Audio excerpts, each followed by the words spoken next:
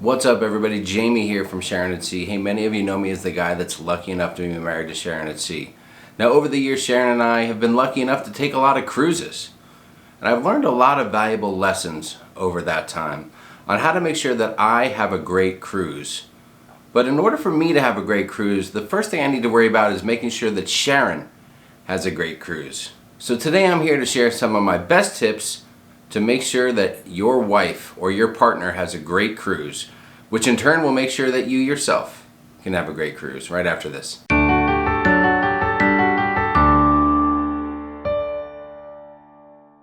Hey guys, really quick, if you're into cruising content on YouTube, cruise vlogs, cruise news, cruise reviews, all kind of fun stuff like that, we'd love for you to consider subscribing to the channel, hitting the notification bell so that you're always aware of when we put out new content from us here at Sharon at Sea. Okay, so now let's talk about how to make sure that your wife has a great cruise.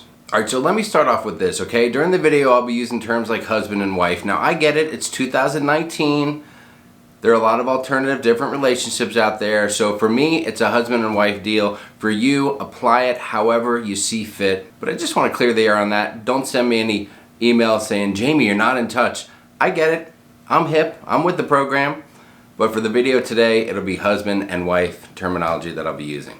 So over the years as a husband, I have learned that how much I enjoy my cruise goes hand in hand with how much my wife Sharon enjoys her cruise. I learned early on that I can't just get on the ship, do whatever I want, and have a blast and party. That is, unless I make a few simple sacrifices. Now you may want to go out and grab a pen and paper right now because the stuff I'm about to tell you is going to be invaluable information that you may have to call on at different times of your cruising life. And at the end of the video, I'm going to wrap it all up for you so it's going to make perfect sense and you will be ready to make sure that you have the best cruise possible. Alright, now I know you've all heard the term happy wife, happy life. Now you can apply that in all facets of life, but particularly when you go cruising, that phrase is very important. Now I'm going to lay out a few tips for you, a few things that you can do to make sure that your wife has a fantastic cruise. Starting with number one, and this is extremely important. Get involved early in the planning stages of the cruise. Now think back to when you got married. Remember when you, the husband, were just sitting back, relaxed and doing nothing, letting your wife do all the planning? She was stressed out, it was chaotic. She was trying to make sure she had the most amazing day possible and pulling her hair out all along the way while doing it. Well, this cruise planning is very much the same type of thing. You need to get involved from the get-go. Early in the planning stages, get together, share your opinions, talk about the different things that you want to do together. Now we know ultimately she's going to make the final decision, but she will very much appreciate the fact that you're there step by step with her, and you'll always be reassuring her that the decisions that she's making are the right ones and that she's making perfect choices on what to do on your cruise. Now at the same time, if you're involved in the planning, sometimes you can steer clear of some of the things that you definitely don't want to do or places you don't want to go as well. So that's a little bit of a benefit, but make sure guys, get involved early in the planning stages. Don't leave the wife out high and dry. She will appreciate that and it will make the cruise mean that much more for the both of you. Now let's talk cruise excursions really quick. If you're one of the rare couples that wants to do the same exact thing on every excursion in every port, then God love you and you can probably turn the video off right now because you don't need to listen to anything else I say. But if you're like me, chances are that you and your wife will have two different views on what you want to do for excursions when you get into different ports of call on your cruise. Maybe she wants to book the excursion where you go tour the local butterfly farm, but you're looking at the one where you do the bar crawl around town. Maybe she wants to tour the city and soak in the culture, but you want to get out and try your hand at an ATV excursion. Well listen, if that happens, here's what you need to do. Always let your wife pick out the first excursion in the port of her choice. Now keep in mind, when you book that cruise, usually there's one port that she really has her heart set on. The one that really finalized the cruise decision as a whole. The port that she's been dreaming of going to for as long as she can remember. That's the port where you want to give her full control to make whatever decision she wants on booking an excursion. That is the sacrificial port for us guys. Now once that excursion has been fully planned in that port, that will begin to create a little leverage for you for the rest of the ports going forward.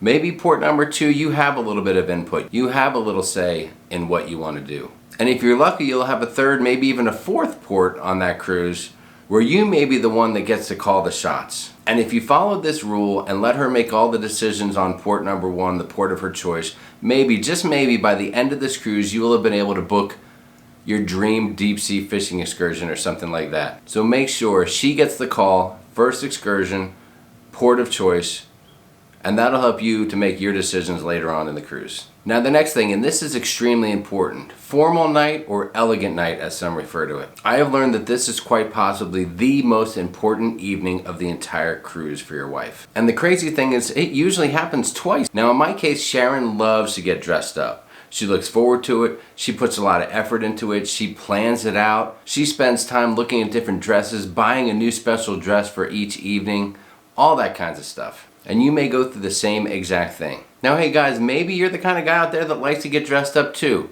and that's cool.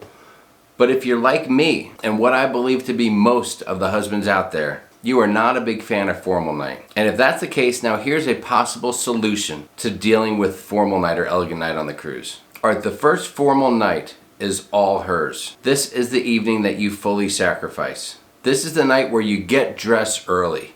You take your wife out on the ship and you parade her around in all of her beauty. You go and have an amazing dinner. After dinner, you stay in your formal clothes and you go out on the town or go out on the ship. Maybe you do a little dancing. You go out and have a romantic walk around the deck. You go to one of the shows. Whatever you do, you stay in your formal attire all evening long until she lets you know that it's okay to get out of your formal attire. Now, if you're lucky, she will have had the perfect evening. It will have met all of her expectations. Everything she dreamed of since planning that cruise will have happened, and you will look like the hero. That way, on formal night number 2, you will have paved the way to minimizing the formal experience. You don't have to get out early. You can put on your formal gear, go to dinner, and immediately after get back to the cabin, switch into some shorts and some t-shirts and flip-flops, get comfortable, and go out and have a great time on the ship. Now chances are, if she's like Sharon, my wife, she's still going to wear her formal gear all night long, but she won't mind that you have chosen to get comfortable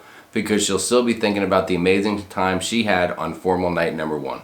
So while she stays dressed up and formal, you will be free and clear to get as comfy as you like, and she will have no issue with that. Now here's kind of like tip number 4, and this is a big one as well. Pictures. Now in my world, my wife Sharon loves to have pictures taken of us. She loves to have pictures taken of just herself as well. It's just something that it seems like the wives love to do. I can't explain it, I just go along for the ride. Now she loves to go all over the ship, you know where they have the little photo ops set up, and jump in there and pose and have pictures taken. We may not buy the pictures, but I think the fun is to go out and have all those pictures taken and then go to see if the perfect picture can be had. The one with the perfect pose, the eyes are open, the smile is just right, the lighting is just right, the hair is perfect. You know the picture she's looking for, the one that sometimes you never find. So my advice to you is to suck it up early in the cruise. Take one night, maybe it's even formal night. You can double dip and get all this stuff out of the way early. And you get out there with your wife and you stop at virtually every photo op spot on the ship and have your picture taken. Heck, you need to drag her to a spot she's not that geeked about and say, no, honey, I want us to have a picture taken here as well. The goal is to get into every one of those picture taken locations all in one evening so you don't have to double up and go do it again later. Now keep in mind, you're gonna have to do some follow-up work on this as well. There will be a time that you're gonna have to go look at all these pictures with your wife. Now some of the ships have them set up in digital form and that's pretty easy. Others you have to browse through the time of day, the dining room or whatever it is, and find the picture of you in the masses of everyone else's picture. But you're gonna have to sacrifice and do that at least once on the cruise if you have those photos taken. Now there is one more move that you can make, and this is one that's worked for me a couple of times. Take your own photos. If you have a nice camera or a camera that'll at least take a good picture, take your wife out and have her pose for some pictures in different places on the ship. Maybe you're out on deck with the moonlight hitting her face and her hair's waving in the breeze. Maybe you're at the bottom of that beautiful staircase or in that atrium. You find a fantastic painting in the background that you want her to stand in front of. Then you get other folks to take pictures of the both of you. Usually it's a pretty easy trade-off on a cruise. If you see another couple, you tell them, I'll take your picture, you take mine. It's a done deal. Very simple.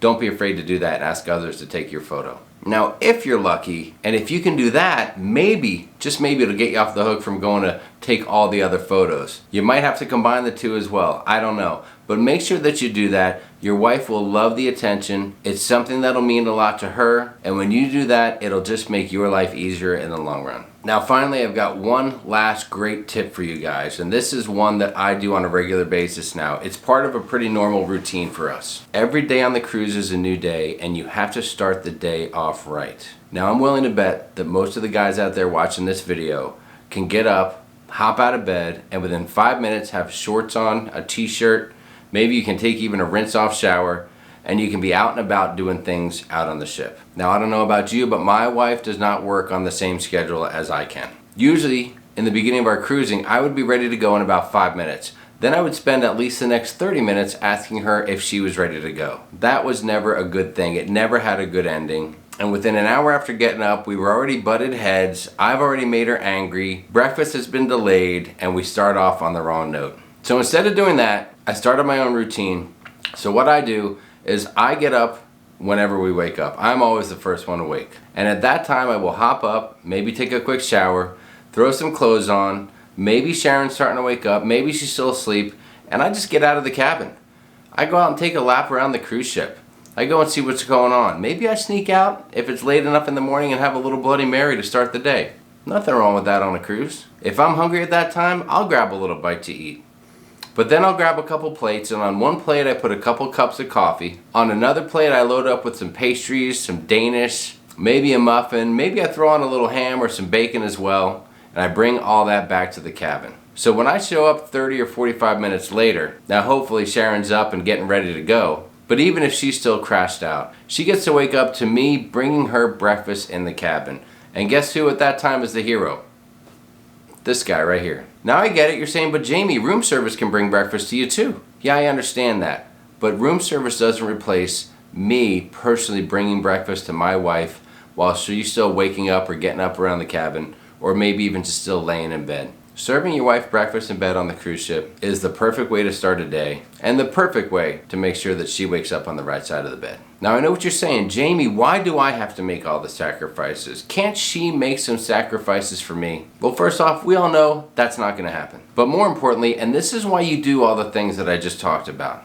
When I do all these little things for my wife on the cruise, it makes my cruise 10 times better. And when I do all these little things, it kind of creates for me a little bit of a get out of jail free card, if you will.